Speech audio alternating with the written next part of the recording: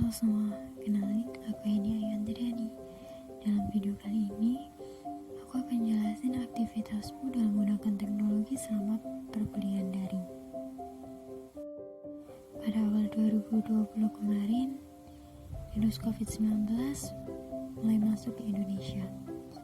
Kemudian pada bulan Maret 2020, virus COVID di Indonesia mulai merajalela, sehingga Kemendikbud mengeluarkan kebijakan pencegahan virus COVID-19 pada satuan pendidikan, sehingga mengakibatkan diberlakukannya pembelajaran daring buat seluruh aktivitas akademika. Nah, oleh karena itu, selama pembelajaran daring ini, kita harus bisa memahami, harus bisa memanfaatkan teknologi-teknologi yang ada untuk menunjang pembelajaran daring kita. Di sini, perangkat keras yang sering aku gunakan ialah laptop dan smartphone. Dan perangkat lunak yang sering aku gunakan banyak sekali, salah satunya adalah Zoom. Di sini, Zoom sebagai aplikasi utama selama pembelajaran daringku. Karena setiap kelasku selalu mengadakan tatap muka melalui Zoom. Tak hanya itu, Zoom juga seringkali aku gunakan sebagai media untuk kerja kelompok, seperti yang ada di video ini. Selain Zoom, aku juga sering menggunakan Google Meet. Google Meet ini sama seperti Zoom sih, tapi dalam penggunaan Google Meet ini tidak ada batasan waktu dalam penggunaannya, sehingga memudahkan kita untuk melakukan kerja kelompok, diskusi, maupun rapat-rapat yang lain. Selain kedua media pembelajaran tadi, ada juga Aula UNER. Aula UNER ini sangat berguna sekali bagi mahasiswa UNER. Dalam aula ini terdapat berbagai macam kelas mata kuliah yang kita ikuti selama satu semester. Di dalam kelas-kelas tersebut banyak sekali materi-materi selama perkuliahan dari dosen.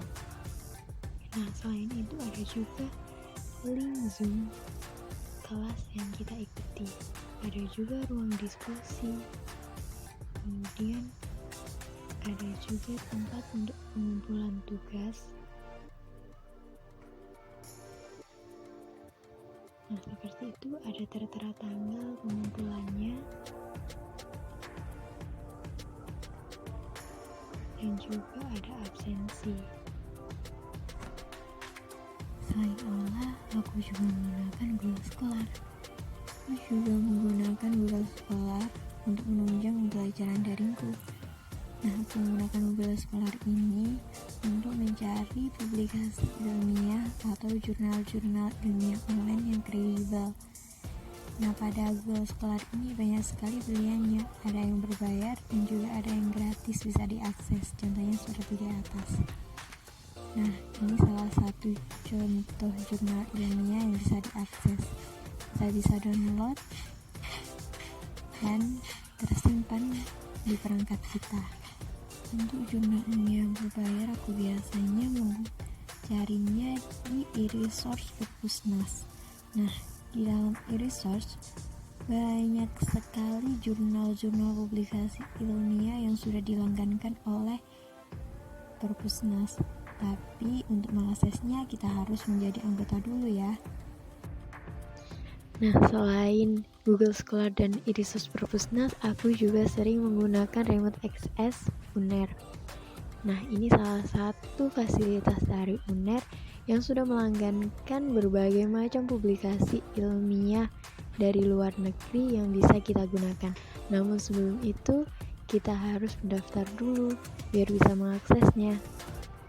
Selain e-resource Perpustakaan Nasional, aku juga menggunakan e-Pusnas untuk mencari buku-buku digital. Nah, dalam e-Pusnas ini banyak sekali kategori-kategori buku yang bisa kita gunakan. Selain itu, kita juga bisa mencari sesuai dengan apa yang kita butuhkan. Contohnya seperti ini. Kita bisa langsung minjam jika tersedia.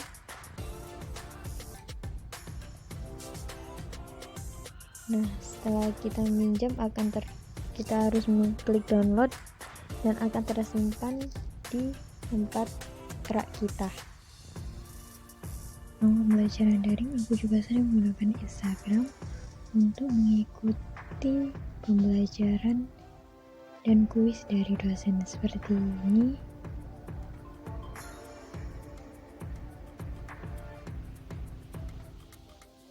Nah, selain itu, Instagram juga aku gunakan sebagai media pengumpulan tugas. Nah, seperti itu.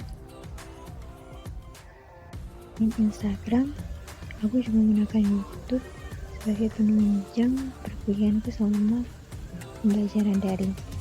Nah, contohnya seperti ini, ada video yang diunggah oleh dosen sebagai penanti mata kuliah. Selain itu, YouTube juga aku gunakan sebagai media pengumpulan tugas seperti ini. Dari beberapa penerapan teknologi yang aku gunakan selama pembelajaran daring, dapat disimpulkan bahwa teknologi informasi dan komunikasi memiliki peranan yang sangat penting dalam menunjang pembelajaran daring. Tanpanya, pembelajaran daring tidak bisa dilaksanakan. Oleh karena itu, kita harus bisa memanfaatkan dan meningkatkan kemampuan kita mengenai teknologi. Sekian dari aku, terima kasih, bye-bye.